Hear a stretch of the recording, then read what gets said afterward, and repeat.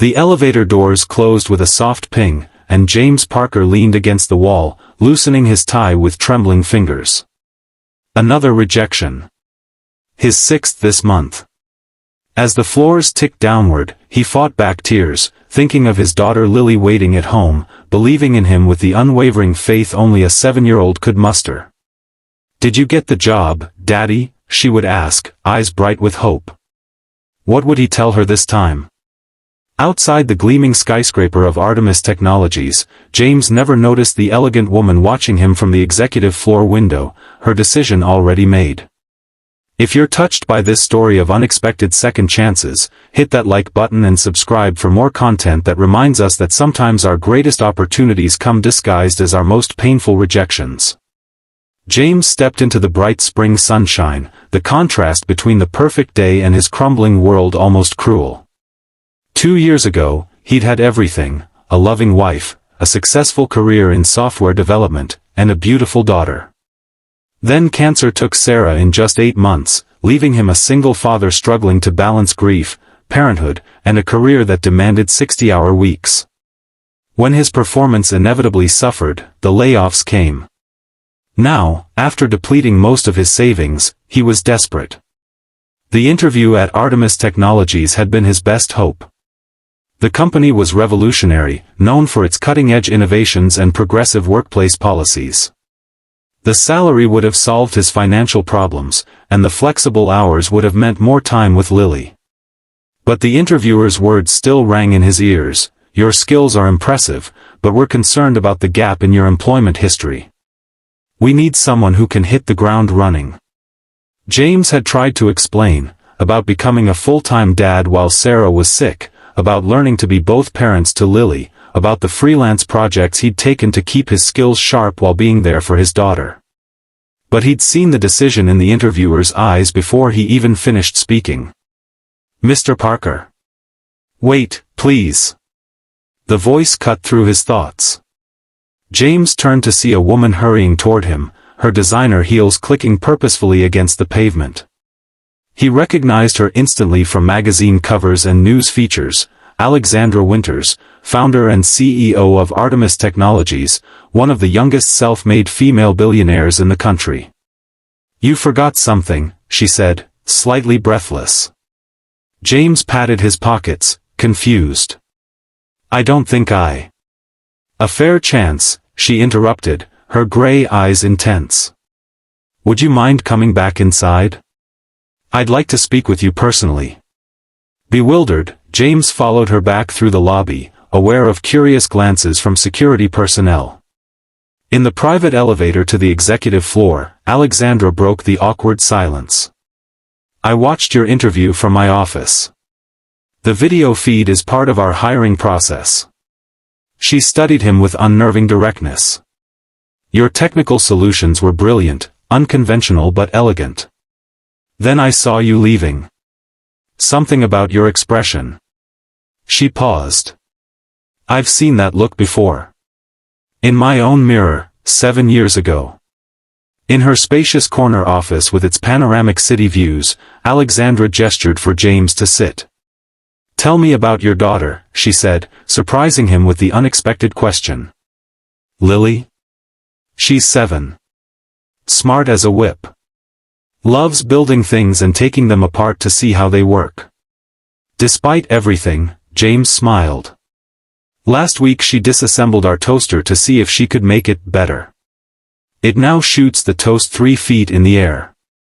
Alexandra laughed, a genuine sound that transformed her professional demeanor. "She sounds remarkable." "She is," James said softly. "She's everything to me." "And that's why you left Meridian Systems? To care for her when your wife became ill?" James nodded, the familiar ache returning. Sarah was diagnosed with stage 4 ovarian cancer. Lily was 5. She needed one parent fully present. It wasn't even a choice. Alexandra was quiet for a moment. Then she shared something that wasn't in any of her polished magazine profiles. 7 years ago, she'd been a rising star at a major tech firm when she proposed the innovation that would eventually become Artemis's flagship product. Her male supervisor took credit for her work. When she fought back, she was labeled difficult and fired. 3 months pregnant and suddenly unemployed, she'd faced rejection after rejection. One interviewer actually asked what my backup childcare plan was, she said with a wry smile. As if having a child made me less capable rather than more motivated. She'd started Artemis in her garage while her infant daughter slept beside her. Now it was a billion-dollar company with 500 employees. The gap in your resume isn't a liability, Mr. Parker. It's evidence of your character and priorities. She tapped her tablet, bringing up his technical assessment. And this demonstrates your innovative thinking. Artemis needs both. Hope flickered in James's chest, but caution tempered it. I appreciate that, Ms. Winters, but I have to be honest. Lily gets out of school at 3. I need to be there for her. Call me Alexandra, she said. And I'm aware. That's why I'm offering you a position on our flexible development team. Core hours are 9 to 2, with remaining work done remotely on your schedule. Full benefits, including our on-site emergency childcare center. She named a salary that made James's eyes widen. Why? He managed to ask. Why go to this trouble for someone you just met? Alexandra's expression softened. Because 7 years ago, someone did the same for me. My first investor was a woman who recognized my potential when everyone else saw only obstacles. She extended her hand. Sometimes we need to be the change we want to see in the world. James accepted the handshake, his voice thick with emotion. I don't know what to say. Say you'll start Monday, Alexandra replied with a smile. And bring Lily to the company picnic next month. My daughter Zoe is 8, they might hit it off. That evening, when Lily asked her usual question, did you get the job, Daddy? James swept her into a hug, spinning her around their small apartment. I got something better, Lillipad. I found someone who understands that being your dad is the most important job I'll ever have. James's first weeks at Artemis were challenging but exhilarating. The work pushed his creative boundaries, and for the first time since Sarah's death, he felt his old passion returning. Alexandra proved to be a demanding but fair boss, often stopping by his workspace to discuss his projects or ask about Lily. At the company picnic, Lily and Zoe became instant friends, bonding over their shared love of science and invention. Watching them race across the park together, James found himself standing beside Alexandra. Thank you, he said simply. For everything. She shook her head. Don't thank me yet. I'm about to put you in charge of our new accessibility initiative. It's going to mean longer hours for a few months. James hesitated, thinking of his promise to always put Lily first.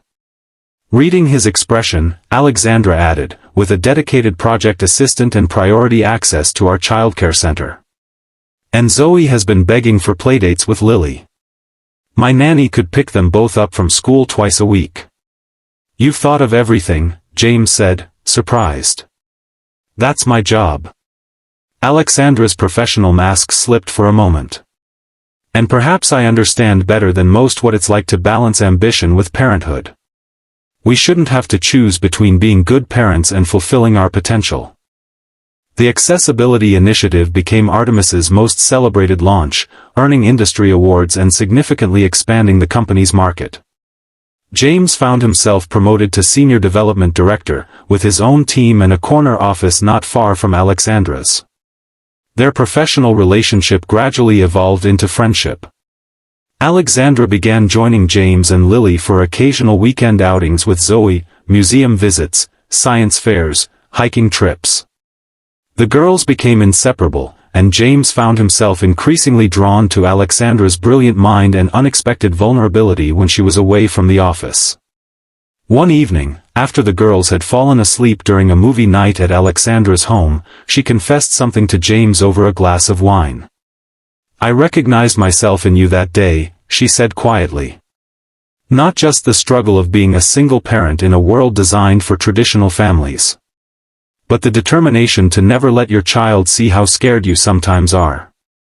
She met his eyes. It's exhausting, isn't it? Being strong all the time. In that moment of shared understanding, something shifted between them.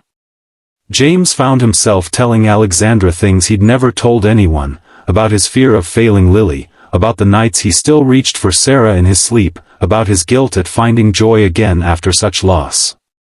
Alexandra listened without judgment, eventually sharing her own fears, that she was too focused on Artemis, that Zoe would resent her absences, that she'd built an empire but sometimes felt alone at the top. Their friendship deepened over the following months. James noticed Alexandra seeking his input on company decisions beyond his department. He found himself looking forward to their conversations, the way she challenged his thinking, her unexpected bursts of humor beneath her polished exterior. It was Lily who finally stated the obvious, with a child's directness. "Daddy, do you love Ms. Alexandra? Because Zoe thinks you do, and I think so too, and we think she loves you back." The question stopped James cold. Did he love Alexandra? The thought had been there, unexamined, for longer than he cared to admit. But loyalty to Sarah's memory and fear of disrupting the stability he'd built for Lily had kept him from acknowledging it. "It's complicated, Lillipad," he said carefully. Lily rolled her eyes with 7-year-old exasperation. Grown-ups always say that when something is actually simple. Perhaps she was right. The next day, James asked Alexandra to dinner, just the two of them. Over a meal at a quiet restaurant, he finally found the courage to speak the truth. "I think I'm falling in love with you," he said, the words both terrifying and liberating. "And that scares me for about a dozen different reasons." Alexandra's professional composure faltered, vulnerability flashing across her face. "Name them," she said softly. "All 12 reasons. Let's solve them together. That's what we do, isn't it? Solve problems?" They talked until the restaurant closed, addressing each fear, his worry about honoring Sarah's memory, her concern about workplace dynamics, their shared anxiety about blending their families. By the time James walked Alexandra to her door, they had a plan, cautious, thoughtful steps forward. Their first kiss, when it finally happened, felt like coming home. 1 year after that failed interview, James proposed to Alexandra on the rooftop garden of Artemis Technologies, with Lily and Zoe as enthusiastic accomplices. 2 years later, they welcomed twin boys, and Artemis implemented industry-leading parental leave policies that became a model nationwide. Alexandra often told new employees the story of how she'd hired James, not as a charitable act, but as one of the best business decisions she'd ever made. Under his leadership, Artemis's accessibility division had doubled the company's market reach. "Look beyond the resume," she would say at leadership trainings. The most valuable candidates aren't always the ones with uninterrupted career trajectories. Sometimes life's detours provide the perspective that leads to true innovation. On their 5th anniversary, Alexandra surprised James with the establishment of the Parker Family Foundation, dedicated to supporting single parents in technology careers. Its first initiative was a scholarship program for parents returning to the workforce after caregiving responsibilities. "You ran after me that day," James said as they watched the foundation's launch event. "You changed everything." Alexandra squeezed his hand. "I recognized something in you worth running for." As they watched Lily and Zoe, now teenagers, demonstrating the foundation's new mentoring app to potential donors, James reflected on how a moment of failure had led to his greatest happiness. The journey hadn't been easy, blending families never was, and balancing their high-powered careers with parenthood required constant communication and compromise. But they'd built something beautiful from the ruins of their previous lives. Sometimes the door that closes leads you to the one that was meant to open all along. Sometimes rejection is just redirection to where you truly belong. If this story touched your heart, please hit that like button and subscribe for more content that reminds us all that our darkest moments can lead to our brightest futures, and that sometimes, the people who see our true value are the ones who change our lives forever.